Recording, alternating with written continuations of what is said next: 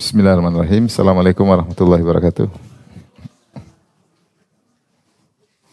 Alhamdulillah ya ala ihsani wa syukru lahu ala taufiqihi wa amtinani. Asyhadu an la ilaha illallah wahdahu la syarika lahu ta'ziman li sya'ni wa asyhadu anna Muhammadan abduhu wa rasuluhu da'ila ridwani. Allahumma salli alaihi wa ala alihi wa ashabihi wa ikhwani. Hadirin hadirat yang dirahmati Allah Subhanahu wa taala, insyaallah pada kesempatan kali ini kita masuk pada nama Allah yang lain, yaitu Al-Wali atau Al-Maula. Al-Wali ya. Atau Al-Maula. Al-Maula. Maka orang boleh namanya Abdul Wali. Ada apa namanya? Qari terkenal namanya Abdul Wali ya. Kemudian juga banyak orang juga namanya Abdul Maula. Abdul Maula. Al-Wali dan Al-Maula maknanya sama. Kalau kita sederhanakan itu maha mengurusi, ya, maha menolong, maha penolong. Nanti akan jelas mana maknanya, kandungannya, maha penolong terus atau maha mengurusi. Ya. Dan Al-Wali atau Al-Maula diambil dari kata, ini kembali kepada secara bahasa, kembali kepada kata wala. Ini wawu, lam dan ya. Waliya yali ya. Waliya yali. Waliya yali. Dan Al-Waliyu, masternya adalah waliyun. Ini maknanya adalah al-qurb, dekat. Maknanya sama dengan al-qurb.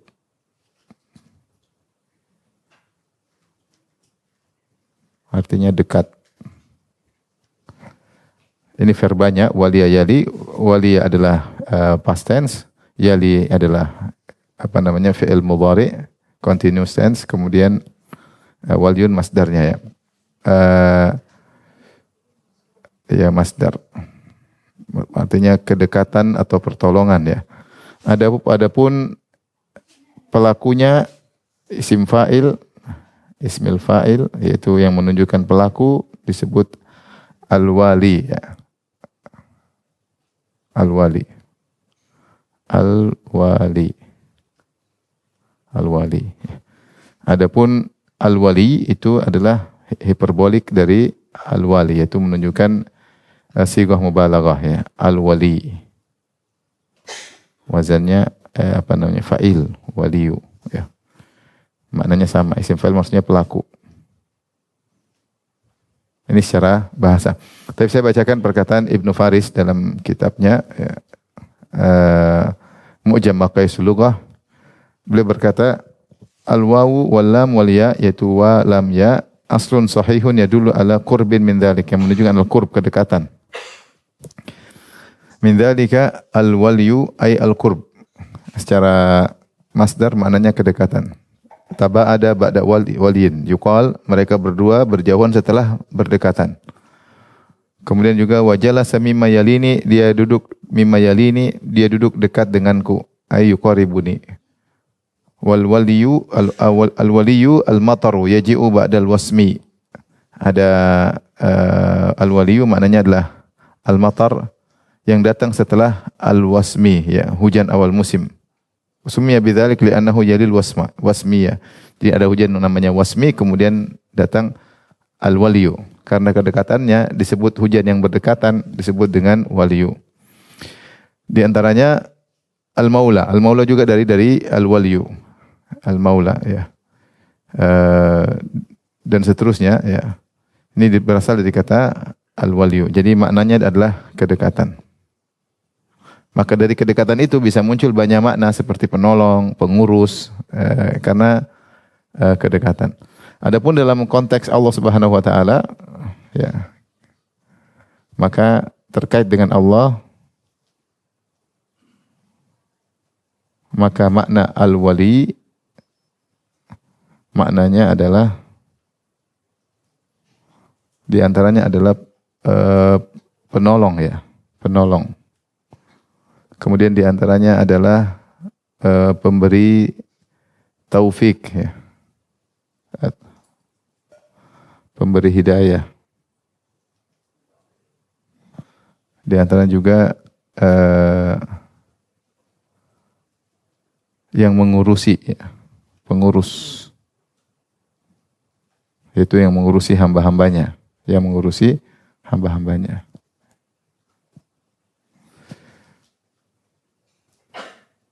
Saya bacakan perkataan dari Al-Khattabi.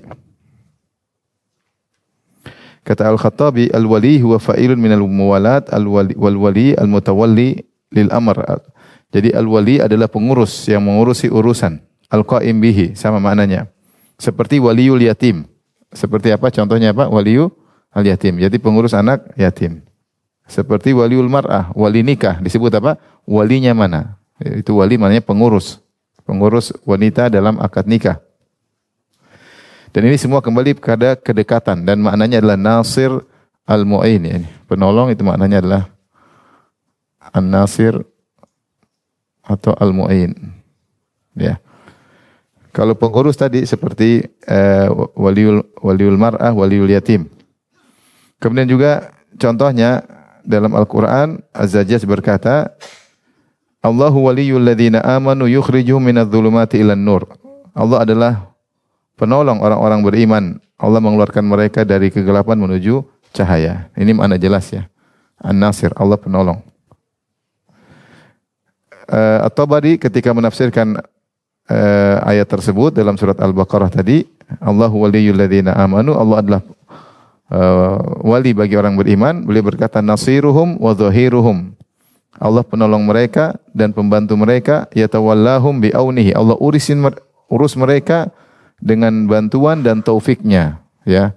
Allah ngurus mereka dengan bantuan dan taufik hidayah. Jadi ini kurang lebih makna tentang al-wali ya. Yang semua makna ini disebabkan karena kedekatan. Karena adanya kedekatan. Adanya al-qurb. Karena kita bilang tadi al-wali maknanya adalah apa? Kedekatan, dari kedekatan. Tapi kita akan sebutkan dalil-dalil Al-Quran maupun Sunnah tentang al-wali. Ini sudah Ibu ya? Kita sebutkan dalil-dalil tentang al-wali, dalil-dalil tentang al-wali. Pertama dari Al-Quranul Karim. Al-Quran.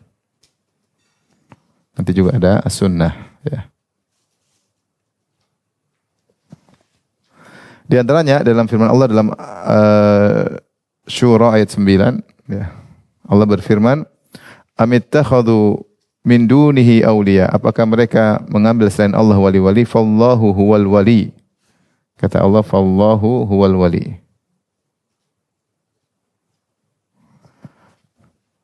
Ya. Maknanya apakah mereka mengambil pelindung-pelindung selain Allah Subhanahu wa taala? Maka Allah sesungguhnya lah yang penolong, yaitu Allah lah sang penolong. Tidak ada penolong selain Allah. Ini Quran Asy-Syura ayat 9. Wa huwa yuhyil mauta, dan dia yang menghidupkan yang mati, wa huwa ala kulli syai'in qadir. Dan dia adalah maha kuasa atas segala sesuatu. Kemudian juga ayat 28 Allah Subhanahu wa taala berfirman, "Wa huwal ladzi yunazzilul ghaitha min ba'di ma qanatu wa yanshur rahmatuhu wa yanshur rahmatahu wa huwal waliyyul hamid." Kata Allah, "Wa huwa al-waliyyul hamid." Ini Asy-Syura ayat 28.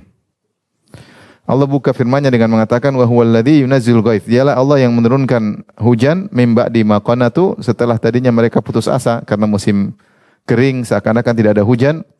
Wa yansyur rahmatu, setelah itu Allah tebarkan rahmat-Nya, yaitu hujan. Wa huwal waliyul hamid, maka dia adalah maha pengurus hambanya ya, dan maha terpuji. Jadi Allah yang ngurus hambanya sehingga menurunkan hujan ya. Yang mengurusi hambanya.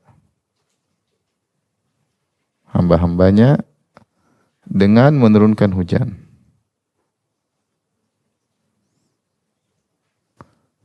yaitu maknanya mengurusi, menolong, membantu, itu al-wali. Lebih juga dalam Al-Quran dalam ayat yang lain dalam surat An-Nisa ayat 45 kata Allah wallahu a'lam bi'adaikum, Allah lebih tahu tentang musuh-musuh kalian, wa kafa billahi waliya wa kafa billahi nasira. Wa kafa billahi waliya wa kafa billahi nasira. Allah lebih tahu tentang musuh-musuh kalian, maka cukuplah Allah jadi pelindung dan penolong bagi kalian. Maknanya di sini adalah kafa billahi wali, cukuplah Allah sebagai pelindung. Cukuplah Allah sebagai pelindung dan penolong ya. Atau penolong. Maknanya seputar itu. Demikian juga contoh dalam ayat yang lain kata Allah, faqimus salata wa atuz zakah wa atasimu billah huwa maulakum. Dirikanlah salat dan bayarkan zakat. Berpegang teguhlah kepada Allah, huwa maulakum, dialah penolong kalian. Ni'mal maula fa ni'mal maula wa ni'man nasir. Sebaik-baik pengurus, sebaik-baik penolong adalah Allah Subhanahu wa taala. Maknanya saya tuliskan saja ayatnya ya, surat Al-Hajj ayat 78. Kemudian juga ayat berikutnya kata Allah Subhanahu wa taala, balillahu maulakum wa huwa khairun nasirin ya. Justru Allah ya.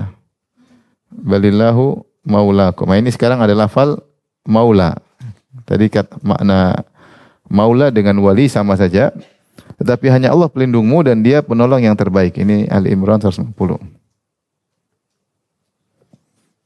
Kemudian juga dalam ayat yang lain surat At-Tahrim, wallahu maulakum wa huwal alimul hakim. Demikian juga dalam surat Al-A'raf, inna waliyullah. Sungguhnya pelindungku adalah Allah. Ayat terakhir kita sebutkan inna waliyullah. Sungguhnya waliku adalah Allah Subhanahu wa taala. Maksudnya penolongku. Alladzi nazzal kitab wa huwa yatawalla salihin. Dia yang menurunkan Alkitab dan dia mengurusi orang-orang saleh, pelindungku. Jadi wali di sini pelindung. Al-A'raf 196. Tapi ini makna al-wali atau al-maula dalam Al-Quran. Sekarang dalam sunnah Nabi, seperti dalam doa yang sering kita dengar, ya, Nabi SAW berdoa, Allahumma ati nafsi taqwaha. Ya Allah, berikanlah kepada jiwaku ketakwaannya. Itu ilhamkanlah ketakwaan kepada jiwaku. Wa zakkiha anta khairu man zakkaha. Solehkanlah jiwaku, engkau adalah sebaik-baik yang mensolehkan jiwaku. Anta waliyuha wa maulaha. Ya, maka di sini Nabi mengatakan anta waliyuha wa maulaha. Anta waliyuha wa maulaha. Engkau adalah wali dari jiwaku dan pengurus jiwaku, yaitu engkau pengurus jiwaku. Penolong dan pengurus jiwaku. Sudah hafal doa ini, Ibu? Allahumma ati nafsi taqwaha wa zakkiha anta khairu man zakkaha anta waliyyu wa maulaha. Ini doa yang sangat indah untuk menjaga jiwa kita ya. Maknanya Allahumma ati nafsi taqwa, ya Allah jadikanlah jiwaku bertakwa. Wa zakkiha, jadi sucikanlah dia, itu solehkanlah jiwaku. Anta khairu man zakkaha, tidak ada yang bisa mensolehkan jiwaku kecuali engkau. Sebaik-baik yang menjadikan jiwaku soleh adalah engkau. Anta waliyuha wa maulaha. Kenapa? Karena engkau adalah pengurusnya dan penolongnya. Kemudian Rasulullah anjurkan, Allahumma inni a'udzubika min ilmin la yanfa wa min qalbin la yakhsha wa min nafsin la tashba wa min da'watin la yustajabu laha.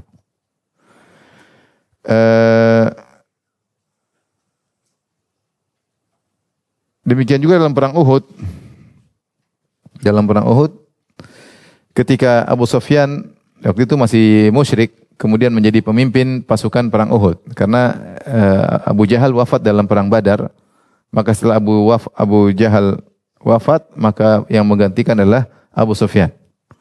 Maka ketika terjadi peperangan, kemudian di awal kali peperangan, atau di awal kaum muslimin menang, kemudian akhirnya kaum muslimin pun kalah. Setelah kalah, kemudian kaum muslimin berkumpul, sekitar 700 orang, dengan bahkan kurang sudah meninggal sekitar 70, 600 lebih. Kemudian kaum musyrikin pun mendatangi kumpulan kaum muslimin. Maka bertemulah dua kumpulan. Terjadi dialog ketika itu, maka Abu Sufyan bangga dengan berkata di hadapan pasukan kaum muslimin, lanal uzza wala uzza lakum. Itu ketika perang, di ujung peperangan Abu Sufyan sempat bertanya, afikum Muhammad, apakah Muhammad masih ada di antara kalian? Kata Rasulullah SAW, la tujibu, jangan jawab. Diulang sampai 3 kali, afikum Muhammad, Muhammad masih ada enggak? Kata Rasulullah, la tujibu, jangan jawab, biarin dia enggak usah dijawab. Sampai 3 kali Abu Sufyan berkatakan, kalau gitu Muhammad sudah mati. Kemudian pertanyaan kedua, afikum Ibnu Abi Quhafa, Abu Bakar masih hidup enggak di antara kalian? Maka Rasulullah bilang jangan jawab. Kemudian tanya 2 kali, afikum Ibnu Abi Quhafa, apakah Abu Bakar masih hidup? Kata Rasulullah, la tujibu, jangan jawab. Sampai 3 kali kata Abu Sufyan, kalau gitu tidak ada jawaban berarti Abu Bakar sudah mati. Terus pertanyaan ketiga, orang penting dalam pasukan kaum muslimin adalah Umar, orang penting. Afikum Ibnu Khattab, Umar ada enggak? Kata Rasulullah jangan jawab, biarin aja. Kemudian pertanyaan kedua, Umar ada enggak? Umar ada enggak? 3 kali, kata Abu Sufyan, kalau gitu udah mati semua. Umar tidak tahan, dia bilang, kadzabta ya Abdullah, ya, bohong kau wahai Abu Sufyan, kami masih hidup. Umar sudah tidak tahan. Umar bilang, kau dusta wahai Musa Allah, kami masih hidup. Maka Abu Sufyan mengatakan, lanal uzza wala uzza lakum. Kami punya Uzza, itu berhala yang mereka banggakan. Al-Uzza, berhala yang mereka sembah, dibanggakan oleh orang-orang Mekah. Kalian tidak punya Uzza. Ya, maka Nabi mengatakan, ajibu, jawab dia. Jawab dia, bantah dia. Qalu mana qul, kata para sahabat, apa yang harus kami jawab? Qulu Allahu maulana wala maula lakum. Katakanlah Allah penolong kami dan tidak ada penolong bagi kalian. Di sini Allahu maulana, penolong maksudnya. La, ya Allahu maulana, Allah adalah penolong kami, wala maula lakum, tidak ada penolong bagi kalian. Ini maknanya penolong. Kemudian Abu Sufyan mengatakan, yaum biyaumin, ke satu hari dibalas dengan sehari, atau peristiwa dibalas dengan peristiwa. Kami kalah dalam perang Badar, sekarang kami kalahkan kalian dalam perang Uhud. Wal harbu sijal, dan peperangan silih berganti, kadang menang kadang kalah. Kita ketemu lagi di tahun depan di Badar, ya, sehingga mereka akhirnya berpisah dengan berjanjian akan berperang lagi pada perang berikutnya. Namun tidak terjadi perang berikutnya tersebut. Ini intinya adalah makna al-maula atau al-wali, yaitu penolong. Taib. Jika Allah maknanya adalah pengurus, ya, di antara makna al-wali, maknanya adalah apa? Pengurus. Dan kita tahu bahwasanya ini sudah Ibu ya? Perhatikan ya, di sini ada makna al-wali.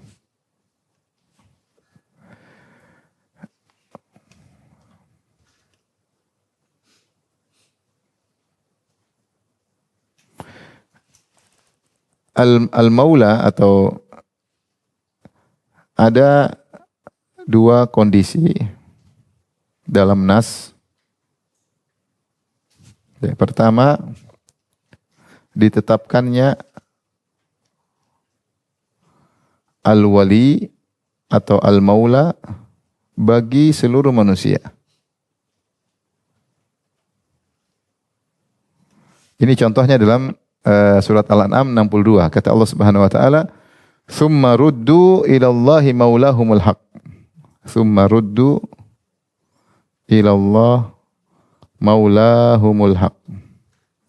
Kemudian manusia semua dikembalikan kepada maula mereka. Lalu seluruh manusia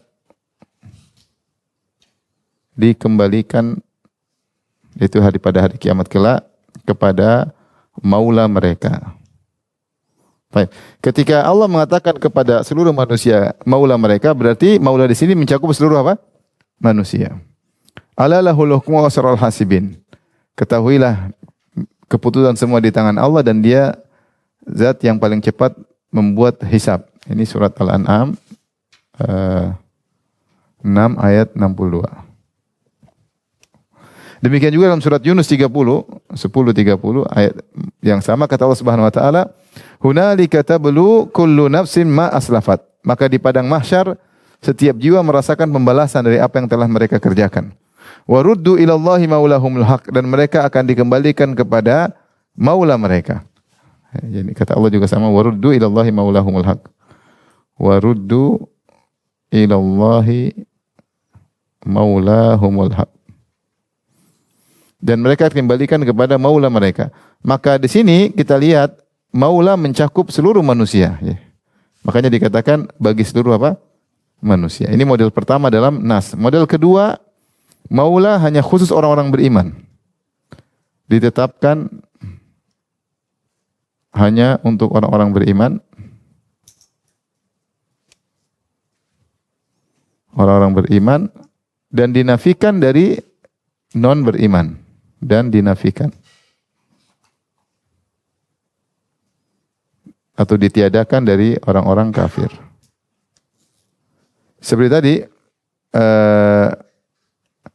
Allah berfirman, "Dzalika bi anna Allaha maulal ladzina amanu wa annal kafirina la maula lahum." Seperti surat Al-Muhammad 11 ya. "Dzalika bi anna Allaha maulal ladzina amanu wa annal kafirina la maula lahum." Wa annal kafirina la maula lahum. Artinya, ini surat Muhammad ayat 11. Kata Allah, yang demikian itu karena Allah adalah penolong orang beriman. Sementara orang kafir tidak ada penolong bagi mereka. Demikian juga Allah menyebutkan bahwasanya penolong orang-orang kafir ya,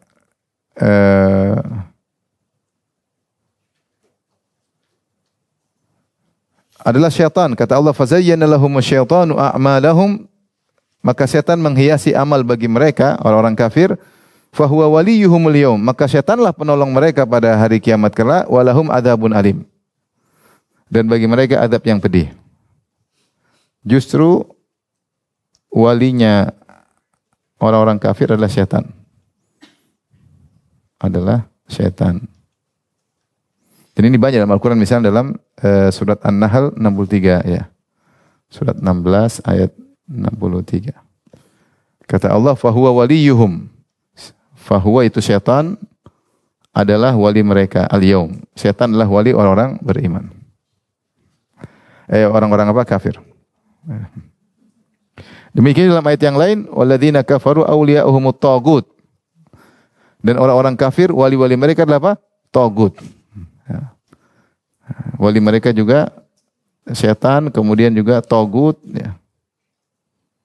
Allahu waliyul ladzina amanu yukhrijuhum minadh-dhulumati ilan nur. Allah adalah wali bagi orang beriman, Allah keluarkan mereka dari kegelapan menuju jalan terang benderang. Walladzina kafaru awliya'uhumut tagut. Adapun orang kafir wali-wali mereka adalah apa? Tagut. Yukhrijunahum minan nur ila dhulumat. Mereka keluarkan orang kafir dari cahaya menuju kegelapan. Terus kalau begitu bagaimana kita mendapati dua nas seperti ini? Dari sini para ulama membagi bahwasanya walayah atau pengurusan terbagi menjadi dua ya. Yang ini disebut dengan walayah al-walayah al-ammah, kepengurusan umum. Bahwa secara umum Allah mengurusi seluruh makhluknya. Ini disebut al-walayah al-khassah. Sebut al-walayah al-khassah. Kepengurusan khusus. Dan ini sama seperti ibu-ibu, seperti kalau kita bahas tentang sifat ma'iyah, Allah Subhanahu wa taala ada namanya sifat ma'iyah. Ma'iyah itu kebersamaan. Allah bersama makhluknya seluruhnya secara umum karena Allah mengetahui mereka, Allah melihat mereka. Jadi wa huwa ma'akum aina ma kuntum. Kata Allah, Allah bersama kalian dimanapun kalian berada. Mau kafir, mau mukmin, mau musyrik, Allah bersama kalian dimanapun kalian berada. Namanya kebersamaan umum. Dan ada kebersamaan khusus seperti wallahu ma'as sabirin. Innallaha ma'as sabirin. Allah bersama orang-orang yang sabar. Ini mirip, sebagai contoh saya kasih contoh. Contoh yang mirip adalah al-ma'iyah, kebersamaan.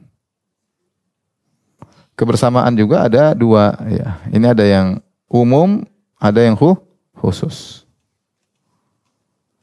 Umum contohnya wa huwa ma'akum aina ma kuntum. Aina ma kuntum, yaitu Allah bersama kalian, mencakup semua manusia dimanapun kalian berada. Kalian di sini umum, semua mencakup orang kafir. Kenapa? Karena Allah Maha melihat, ilmu Allah meliputi kalian semua. Adapun khusus contohnya seperti firman Allah Subhanahu wa taala, "Innallaha ma'as sabirin." Allah bersama orang-orang yang sabar. Ini khusus bersama orang-orang sabar. Nah, apa bedanya antara khusus dengan umum? Bedanya apa? Kalau khusus, yaitu ilmu Allah meliputi semuanya. Ilmu Allah meliputi membersamai mereka. Membersamai mereka. Hanya mengilmui. Adapun kalau khusus konsekuensinya, ilmu disertai dengan pertolongan. Disertai dengan apa? Pertolongan. Ya. Makanya ketika Nabi Muhammad SAW dalam gua bersama Abu Bakar As-Siddiq, kemudian dikepung sama orang-orang kafir di mulut gua, maka Nabi berkata, "La tahzan innallaha ma'ana." Jangan sedih, sungguhnya Allah bersama kita. Maksudnya kebersamaan khusus, yaitu di mana Allah akan menolong kita. Jadi khusus melazimkan adanya apa? Pertolongan. Kalau umum tidak melazimkan pertolongan, hanya Allah membersamai. Bisa dibedakan Ibu? Dan ini banyak Allah bersama al-muttaqin, Allah bersama orang yang berbuat ihsan, Allah bersama orang yang sabar. Ini namanya kebersamaan khusus dan umum, ada bedanya. Nah, sama dengan kepengurusan. Kalau kita kembalikan ke pengurusan, kepengurusan ada umum, yaitu Allah yang mengurusi seluruh hambanya. Makanya Allah berfirman, "Afaman huwa qa'imun ala kulli nafsin bima kasabat." Dalam surat Ar-Ra'd ayat 33. Contoh dalam surat Ar-Ra'd ayat 33. Kata Allah Subhanahu wa taala, apakah Tuhan yang menjaga setiap jiwa terhadap apa yang diperbuatnya sama dengan yang lainnya? Bedanya Allah Subhanahu wa taala ngurusi seluruh makhluknya. Maka Allah wali bagi seluruh makhluknya, dia adalah maula seluruh makhluk dalam makna umum. Adapun secara makna khusus tadi, Allahu waliyul ladzina amanu, maka kepengurusan yang disertai dengan apa? Pertolongan. Ini bedanya. Jadi kalau ini yang khusus, pengurusan yang disertai dengan pertolongan. Sertai pertolongan.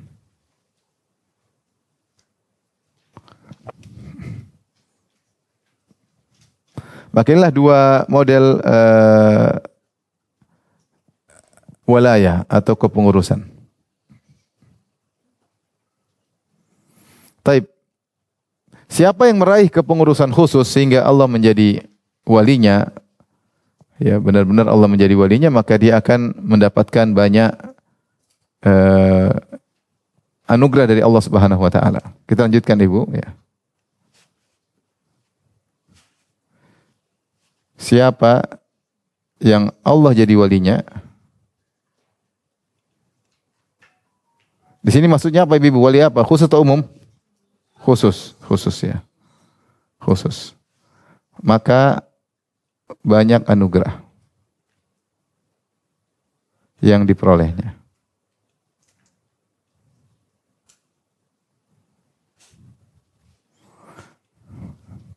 Di antaranya Allah akan mengeluarkan mereka dari kegelapan menuju jalan terang benderang. Ini dalam surat Al-Baqarah 2 ayat 257. Yaitu Allah bimbing dari kegelapan kepada cahaya. Di dunia ini banyak sekali kegelapan. Banyak sekali maksiat, banyak sekali kesesatan, banyak sekali baik yang fisik maupun pemikiran. Maka kalau Allah sudah ngurusi kita secara khusus, dia akan bimbing kita keluar dari kegelapan menuju jalan terang benderang. Betapa sering kita buntu menghadapi masalah, kita buntu. Maka kita berdoa, wa tawallani fiman tawallait. Itu di antara doa. Dan doa kunut apa di antara doanya? Allahumma hdini fiman hadait wa afini fiman afait. Wa tawallani, ya Allah urusilah aku dengan kepengurusan khusus. Saya enggak tahu gimana menghadapi urusanku. Wa tawallani fiman tawallait. Jadilah waliku. Maknanya wa tawallani fiman tawallait maksudnya jadilah wali bagiku. Urusil urusanku di luar daripada kemampuanku, di luar dari nalarku. Ini masalah terlalu besar. Bagaimana menjalaninya, menghadapinya enggak bisa. Wa tawallani, uruslah aku dengan caramu. Ini di luar kemampuanku. Nah, kalau Allah kabulkan doa kita, dia akan ngurusin. Wa tawallani fiman tawallad. Bagaimana kita enggak bisa, enggak dua dan lar kita. Makanya terkadang Allah kasih musibah kepada seorang yang dia tahu dia tidak punya kemampuan menghadapi musibah tersebut. Kekayaannya tidak berguna, popularitasnya tidak berguna, badan yang berotot tidak berguna, ATM-nya apalagi tidak ada gunanya, anaknya tidak berguna, istrinya tidak berguna. Dia tahu yang bisa ngurus dia cuma siapa? Allah. Ini di antara faedah. Yang kedua, siapa yang diurusi oleh Allah Subhanahu wa taala diampuni dosa-dosanya.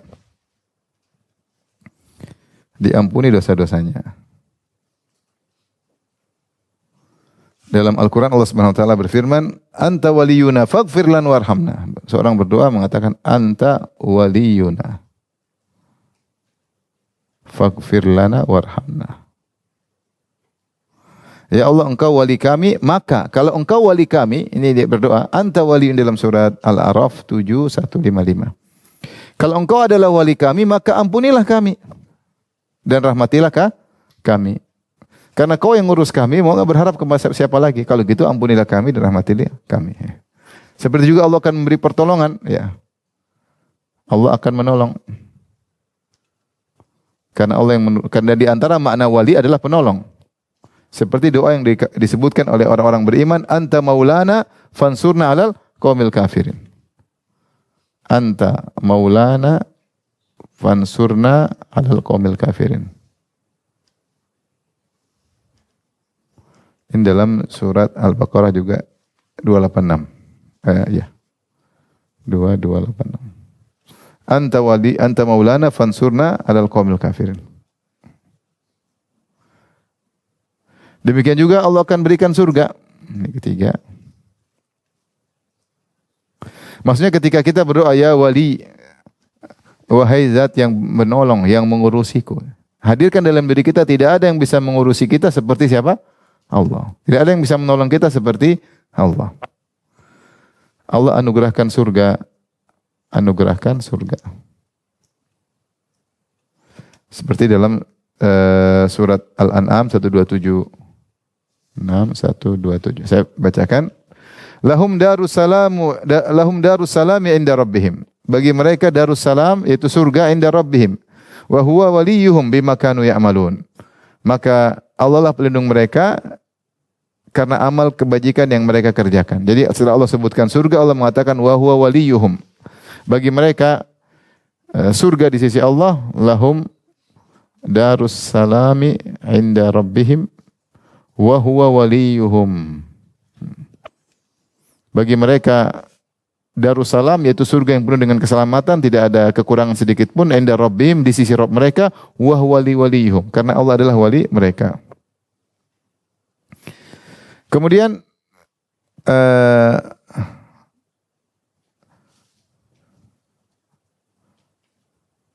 kalau seorang mendapat perwalian khusus, maka dia akan menjadi wali Allah Subhanahu wa taala. Ya. Perhatikan, jika nomor 5, jika ditolong secara khusus oleh Allah atau diperhatikan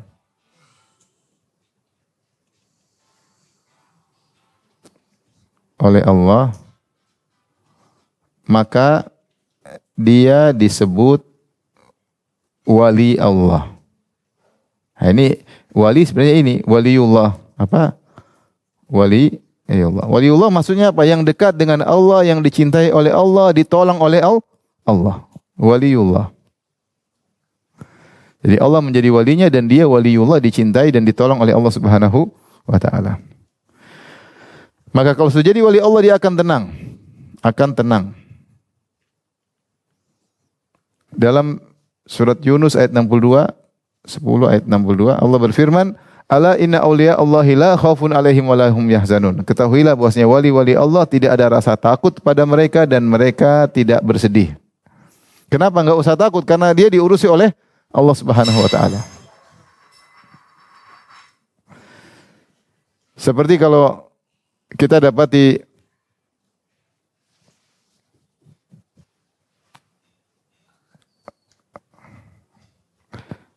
Seperti kalau kita dapati ada orang, misalnya dia hebat, kemudian dia cerdas, kemudian menghadapi masalah. Kita bilang nggak usah mikir, tenang.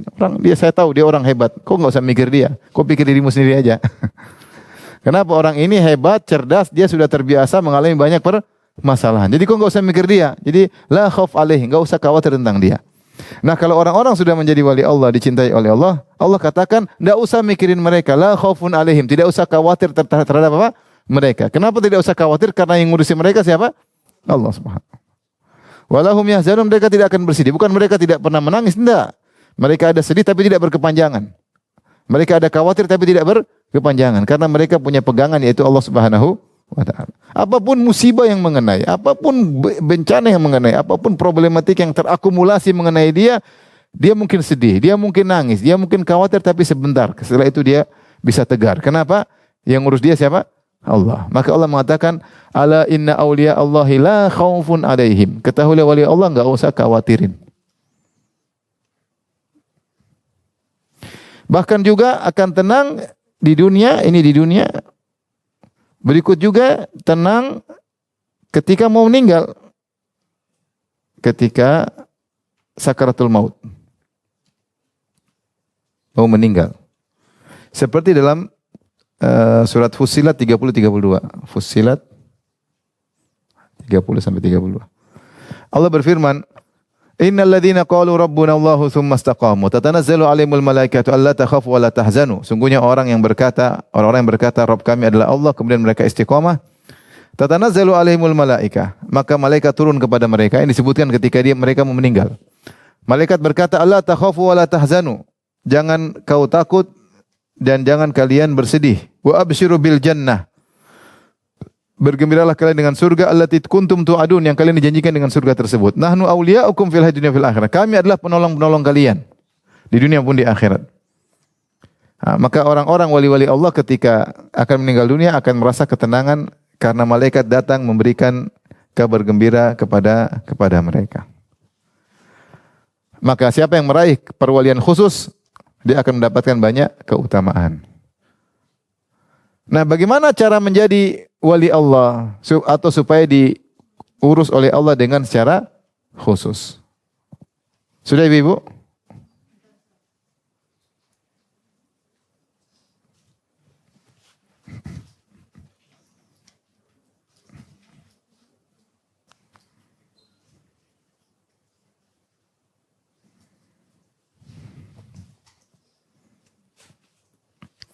Pertanyaan berikutnya, cara memperoleh perwalian khusus.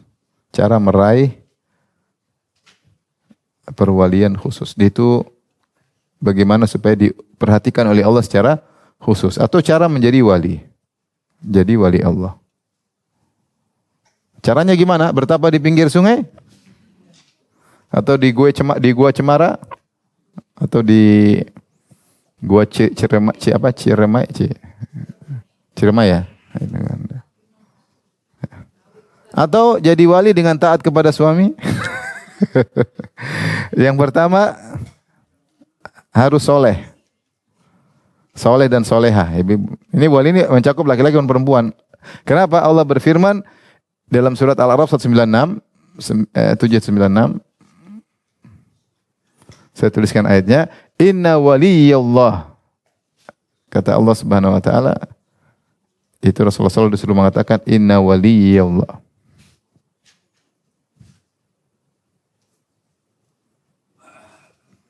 Alladzi nazzala al-kitab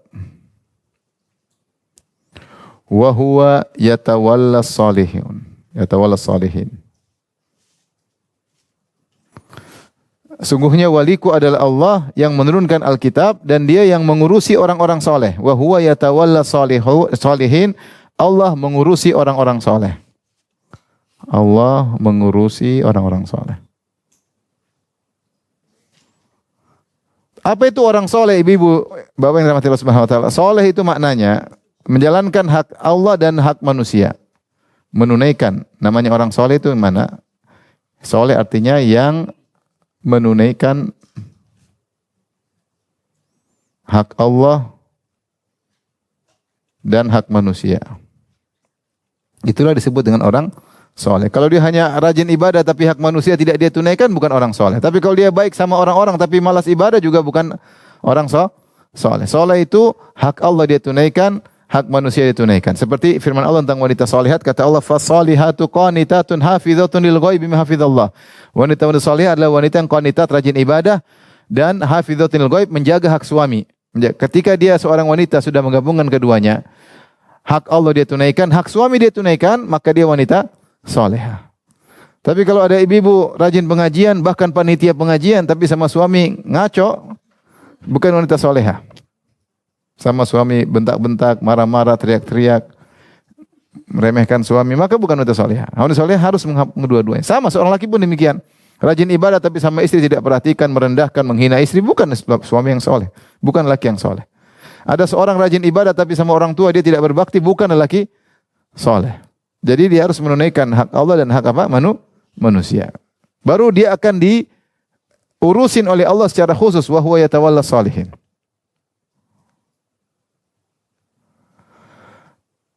Makanya Nabi Yusuf dia berdoa ketika dia sudah diberi kelebihan oleh Allah. Di akhir surat Yusuf dia berkata, "Rabbi qad ataitani minal mulki wa 'allamtani min ta'wilil ahadits. Fatiras samawati wal ard, anta waliyyi fid dunya wal akhirah." Kata Nabi Yusuf, "Ya Allah, ya Rabbku, qad ataitani minal mulki, kau telah berikan aku jabatan yang tinggi, yaitu bendaharawan Menteri Keuangan Mesir, yang megang perbendaharaan harta negeri Mesir. Wa 'allamtani min ta'wil hadits, dan engkau telah mengajarin aku bagaimana menafsirkan mimpi dengan akurasi 100%, tidak pernah salah. Fatiras samawati wal ard, engkau adalah pencipta langit dan bumi. Anta waliyyi, engkau adalah pengurusku fid dunya wal akhirah, yang ngurusi aku di dunia dan ngurusi aku juga di mana?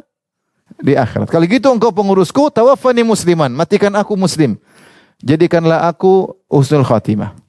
Itu angan-angan cita-cita Nabi Yusuf setelah menjadi pejabat yang tinggi, setelah diberikan kesolehan, dia ingin mati husnul khatimah. Dan dia minta dengan bertawasul dengan nama Allah Al-Wali, dia mengatakan, "Anta waliyyi fid dunya wal akhirah." Engkau adalah pengurusku di dunia, engkau telah mengurusku sejak aku kecil sampai jadi penguasa.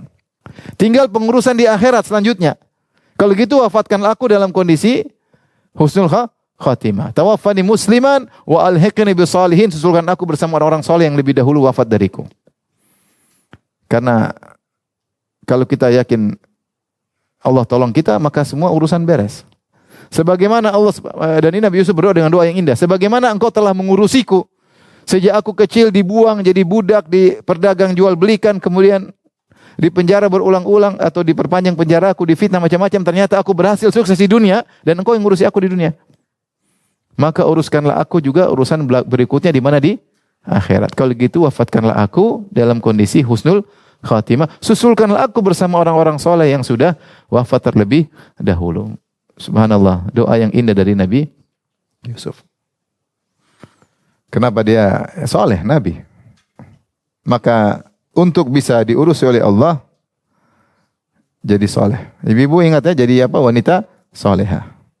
Harus menunaikan hak Allah dan hak manusia. Hak manusia ada hak orang tua, ada hak suami, hak anak-anak.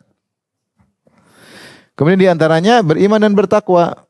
Beriman dan bertakwa. Bertakwa apa maksudnya bertakwa? Meninggalkan maksiat. Bertakwa secara khusus adalah spesifik meninggalkan apa? Maksiat.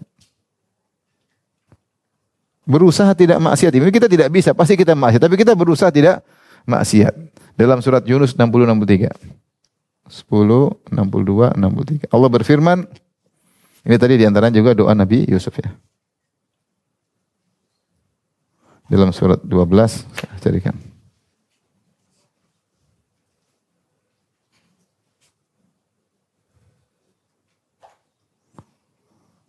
Dalam surat Yusuf ayat 101.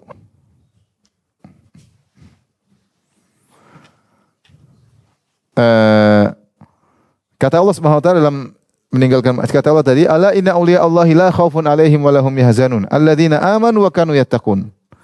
Yaitu orang-orang yang beriman dan bertakwa. Untuk jadi wali Allah harus beriman dan bertakwa. Di antaranya meninggalkan maksiat. Maka berusaha tidak bermaksiat sama sekali. Meskipun kita pasti bermaksiat.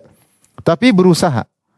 Seorang kalau berusaha, maka maksiatnya sedikit. Tapi kalau dia menggampangkan, maksiatnya banyak. Caranya bagaimana? Ya jangan maksiat. Apapun lagi pingin dengar musik jangan dengar. Mau diurusin oleh Allah dengan urusan khusus enggak? Apalagi ada masalah malah dengar musik. Gimana mau diurusin? Ada masalah problem rumah tangga malah nonton Korea. Gimana mau diurusin? Malah maksiat. Ada masalah sama suami malah telepon sama pacar lama. Gimana enggak hancur? Kalau ingin diurusin oleh Allah ya dekat sama Allah, tinggalkan maksiat. Kembali kepada Allah, bangun malam baca Quran. Baru akan diurusin oleh Allah karena wali Allah. Allah akan ngurusin. Maksiat ini menjauhkan kita dari Allah Subhanahu wa taala. Maksiat menjadikan Allah tidak mengurusi kita secara spesifik. Maka bertobat. Kapan bertobat? Maka Allah segera akan kembali mengurusi kita dengan pengurusan khusus. Ketiga, agar menjadi diurus oleh Allah secara khusus adalah melakukan banyak amalan sunnah.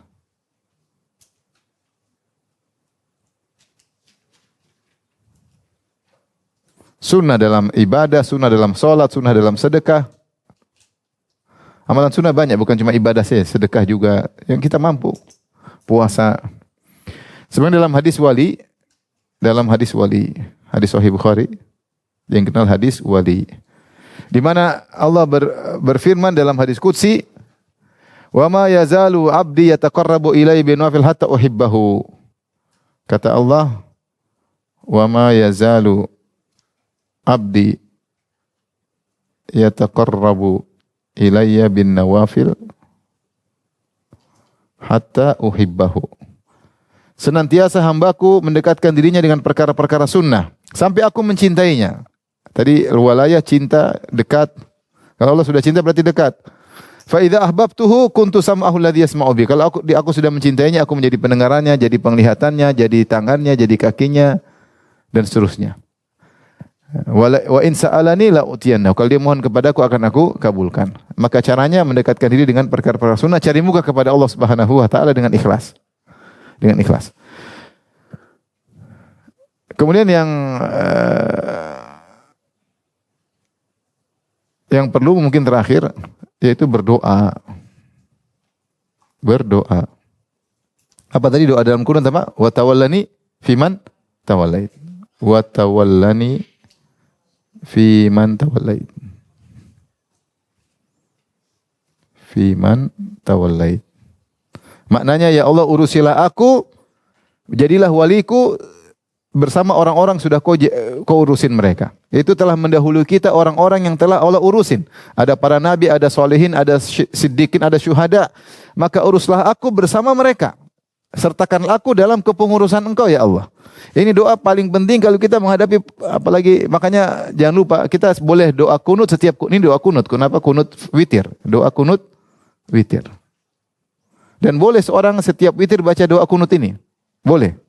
Setiap malam dia berdoa, dia baca. Kalau dia salat sendiri, Allahumma hdini fiman hadait wa afini fiman afait wa tawallani fiman tawallait. Betapa butuh kita pertolongan dari Allah. Demi Allah mau kita kaya apapun enggak bisa ngurusin urusan kita. Kita ini lemah, manusia lemah. Terikat dengan banyak faktor yang mempengaruhi dari segala sisi. Kalau Allah tidak ngurusin kita, kita enggak bisa. Inilah cara menjadi wali. Bukan menjadi wali dengan cara yang tidak. Kalau mengaku sebagai wali banyak. Yahudi, Nasrani juga mengaku sebagai wali. Makanya orang musyrikin Arab juga mereka mengaku menjadi wali-wali Allah karena mereka yang dulu mengurusi Ka'bah. Kata mereka, kami yang mengurusi Ka'bah, kami wali-wali Allah. Maka Allah mengatakan, wa makanu awliya'ah. Mereka bukan wali-wali Allah. Meskipun ngurusin Ka'bah. In awliya'uhu ilal muttaqun. Tidaklah wali-wali Allah kecuali orang yang bertakwa. Sama juga orang Yahudi Nasrani mengatakan wa qalatil yahud nasranu abna'ullah wa ahibba'u. Berkata Yahudi Nasrani, kamilah kekasih-kekasih Allah. Kekasih Allah berarti wali-wali Allah.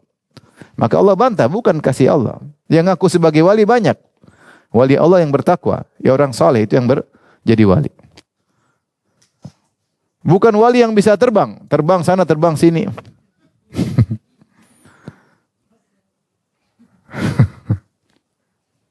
Saya ada cerita katanya ada anak-anak wali lomba terbang. Sampai atap jebol. Itu atap zaman dulu waktu miskin ya. Kalau tetap sekarang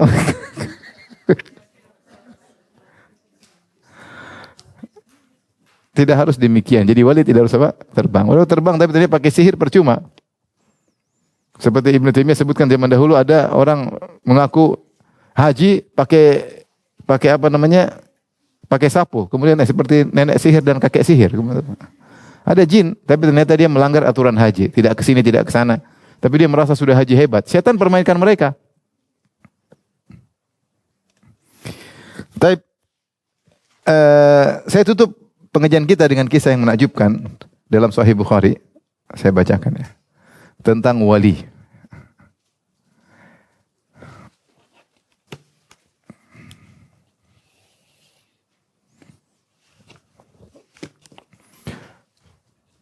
Tentang dalam satu hadis yang dibawa Imam Bukhari dalam Sahih dalam bab barakatul ghazi fi malihi hayyan wa mayyitan.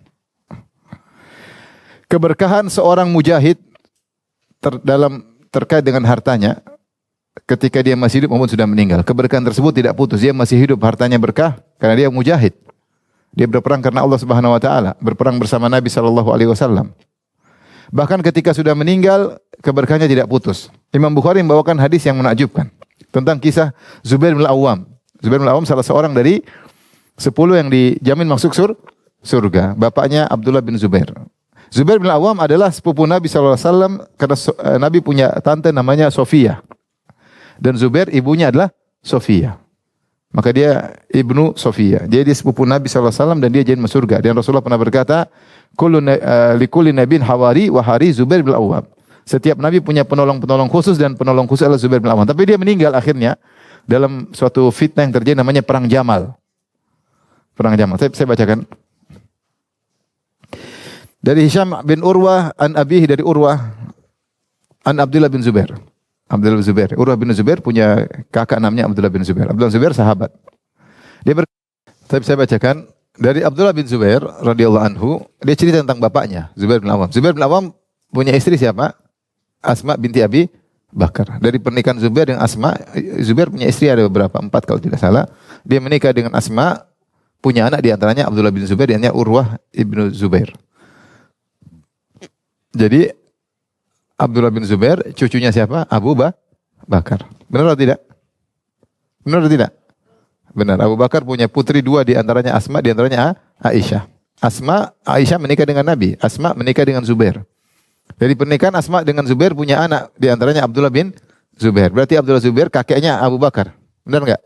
Iya, dia punya karena ibunya Asma kakek dari ibunya. Dan Abdullah bin Zubair adalah ponakannya Aisyah. Ponakannya Aisyah karena Asma dan Aisyah saudari. Satu bapak lain ibu. Taib. Atau enggak paham ibu? Harus digambar kah? Enggak usah. Hah? Kata Abdullah bin Zubair, lama waqafa Zubair, ketika Zubair berdiri yaumal Jamal, mau perang ini. Kasus perang Jamal intinya ada pertikaian antara Aisyah radhiyallahu anha dengan Ali bin Abi Thalib karena Aisyah ingin mendamaikan perseteruan terjadi antara Ali dengan Muawiyah. Maka Zubair bin Al-Awwam dalam barisan Aisyah radhiyallahu taala anha. Ketika mau terjadi peperangan da'ani, maka Zubair bin Al-Awwam panggil anaknya Abdullah. Fakumtu ila jambihi, maka aku pun berdiri di sampingnya. Faqala ya bunayya, dia berkata wahai putraku, innahu la yuqtalul yawma illa zalimun aw madlumun. Sungguhnya tidak ada yang terbunuh dalam perang ini kecuali dia zalim atau dizalimi. Wa inni la urani illa sa'uqtalul yawma mazluman. Saya lihat sepertinya saya akan mati dalam perang ini dalam kondisi terzalimi. Maka karena dia tahu dia bakalan meninggal, dia wasiat kepada putranya. Wa inna min akbari hammi ladaini afatura yubqi dainuna min malina syai'an. Kata dia yang paling aku pikirkan kalau aku meninggal adalah hutang-hutangku. Hutangnya banyak. Hutangnya banyak. Apakah menurutmu harta kita cukup untuk bayar hutang? Faqala ya bunayya. Wahai putraku, kalau saya mati, bi malana faqdi daini. Jadi orang soleh mikirin hutang. Jangan sampai meninggal hutang belum selesai. Orang yang cuek hutang biarin aja. Hutang berat bagi mereka. Maka dia bilang, wahai putraku, kalau saya meninggal, jual harta kita, hartaku jual. Faqdi daini, dan lunaskan hutangku. Ini juga wasiat Jabir bin Abdullah bin Haram ketika mau meninggal, dia bilang sama putranya juga, saya punya hutang, lunasi, jangan lupa. Maka dia bilang, saya punya harta, kau jual untuk lunasi hutangku. Wa ausa bisulus, kalau ada lebih maka sepertiganya untuk dibagi-bagi. Wa sulusihi li banihi, kalau masih ada sisa dari sepertiga itu untuk kebaikan, sepertiga itu diambil lagi li banihi, yaitu untuk anak-anakmu. Jadi cucu-cucuku. Ambil dari sepertiga itu untuk apa? Anak-anakmu, yaitu cucu-cucunya Zubair, anak-anaknya Abdullah. Yaqulu sulus, sepertiga dari sepertiga tersebut. Karena cucu-cucu Zubair bin Awam bukan ahli waris. Yang ahli waris cuma Abdullah bin Zubair. Dan kita tahu wasiat tidak boleh kepada ahli waris. Kalau cucu boleh, cucu ponakan boleh. Fa in fadhala min malina fadlun ba'da qada'i dain syai' fa thuluthuhu li waladika. Yaitu kalau ada setelah bagi utang semua dibayar masih ada sisa, ingat sepertiga adalah untuk anak-anakmu. Wa kana ba'dhu waladi Abdullah qad waza ba'dhu bani Zubair. Disebutkan kenapa Zubair bin Awam perhatian sama anak-anaknya Abdullah bin Zubair sama cucunya, karena Abdullah bin Zubair paling tua di antaranya, anak tua. Sehingga anak-anaknya, karena Abdullah bin Zubair menikah lagi dengan wanita, dia punya anak-anak lagi, ternyata anak-anak cucu-cucunya ini umurnya seumuran dengan apa? Anak-anaknya. Jadi nanti saya punya harta, saya kasih anak-anak saya juga untuk cucu saya, karena cucu saya sudah besar-besar juga. Umurnya seperti anak-anak saya, ya. Ibu paham pasti. Di antaranya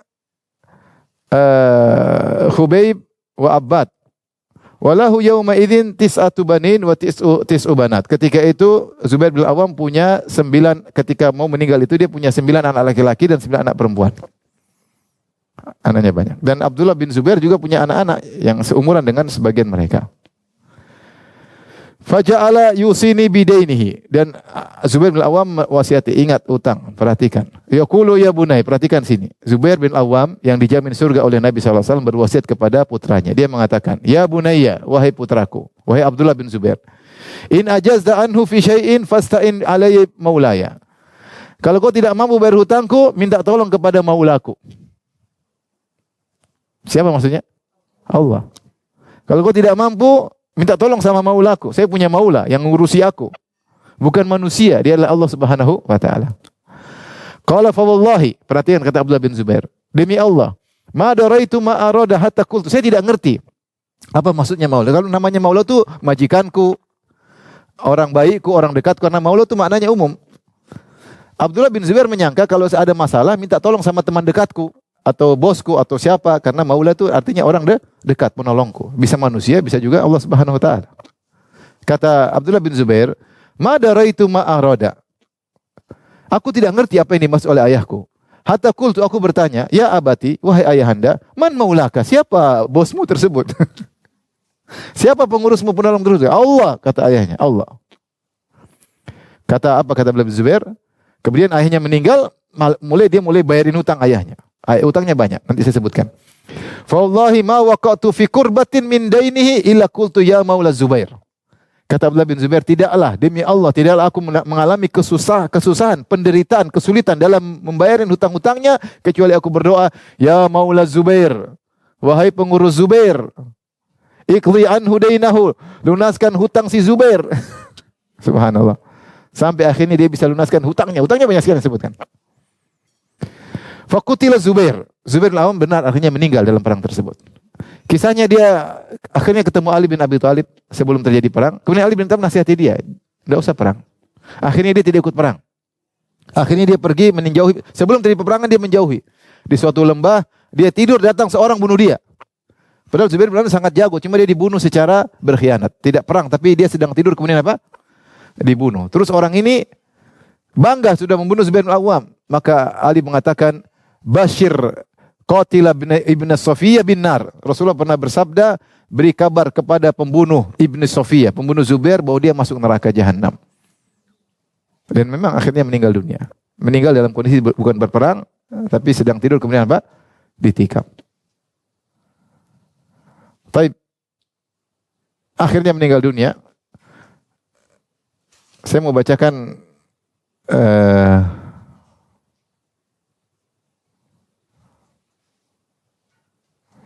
sebentar.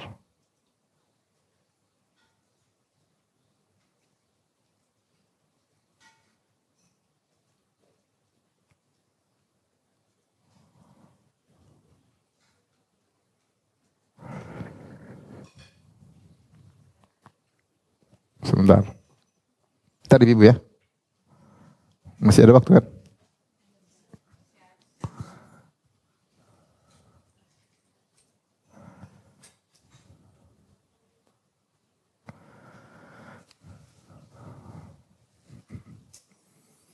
Anak-anaknya Zubair, tadi berapa? 9 laki-laki, 9 apa? Perempuan. Saya baca anaknya siapa aja. Ibnu Hajar menyebutkan. Adapun anak-anaknya Zubair bin Awam 9 laki-laki. Yang pertama Abdullah, Urwah dan Munzir. Abdullah, Urwah ini ibu mereka adalah Asma binti Abi Bakar. Yang 1, 2, 3. Abdullah, Urwah, Munzir. Kemudian Umar dan Khalid, ibu mereka adalah Ummu Khalid bintu Khalid bin Sa'id. Ini istri yang berikutnya. Kemudian Mus'ab dan Hamzah, ibu mereka adalah Rabab bintu Anif. Kemudian Ubaidah dan Ja'far, ibu mereka adalah Zainab bintu Bishr. Adapun anak-anak Zubair selain dari 9 tersebut meninggal sebelum Zubair meninggal. Jadi istrinya berapa? 4. Dari 4 ini ada 9 anak laki-laki. Watis'ul inath, adapun anak perempuan siapa saja mereka? Khadijah Al-Kubra, Ummul Hasan dan Aisyah. 3 orang ini ibu mereka adalah Asma bintu Abi Bakar. Saudara-saudaranya Abdullah bin Zubair dan yang lain. Kemudian Habibah dan Saudah dan Hind, ibu mereka adalah Ummu Khalid. Kemudian Ramlah, ibunya adalah Rabab. Dan Hafsah, ibunya adalah Zainab. Zainab ummuha Hafsah, ibunya adalah Zainab, dan Zainab anak lagi anaknya Zainab, ibunya adalah Ummu Kalsum binti Uqbah. Inilah anak-anak Zubair bin Awam.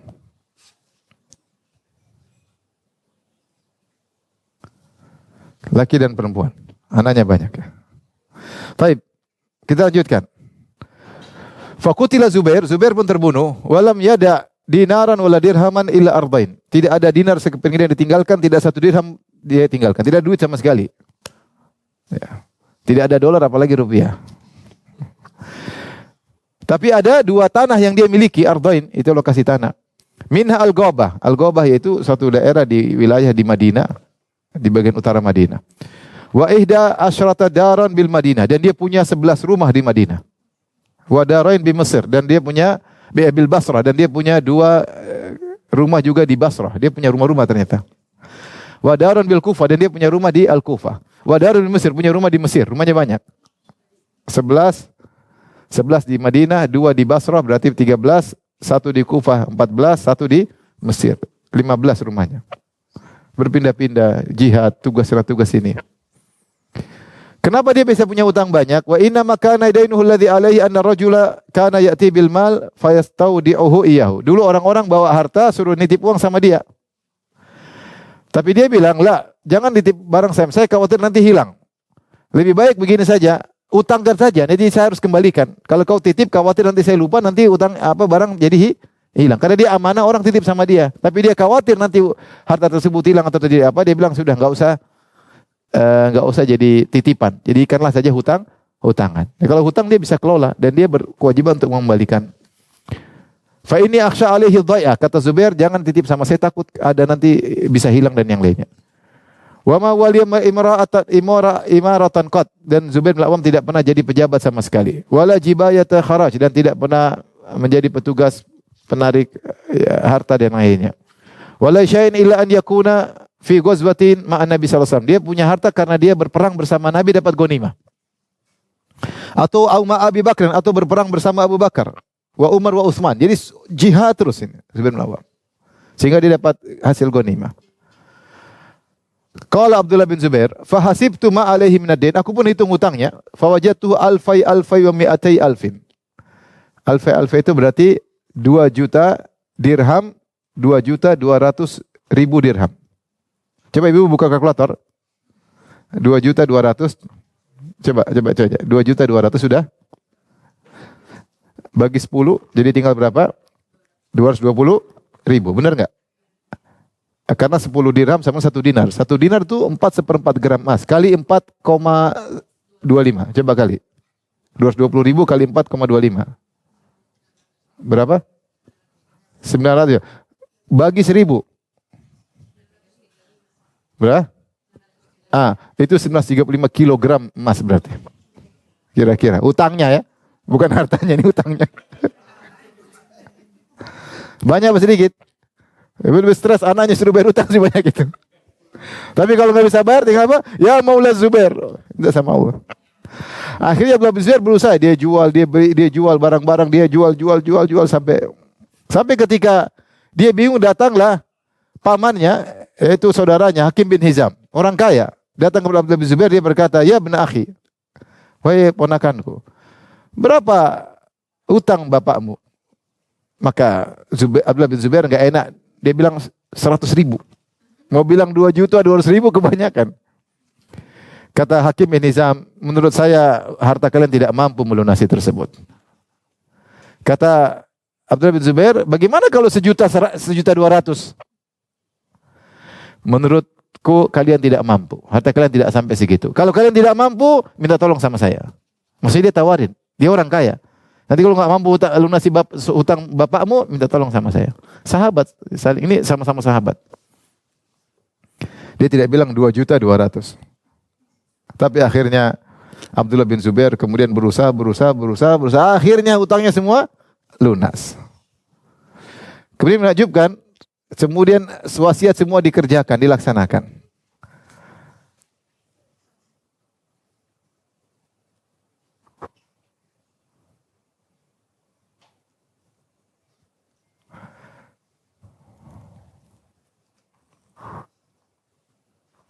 Kemudian dia bagi ke 4 istrinya. Berarti berapa warisan dapat 4 istrinya?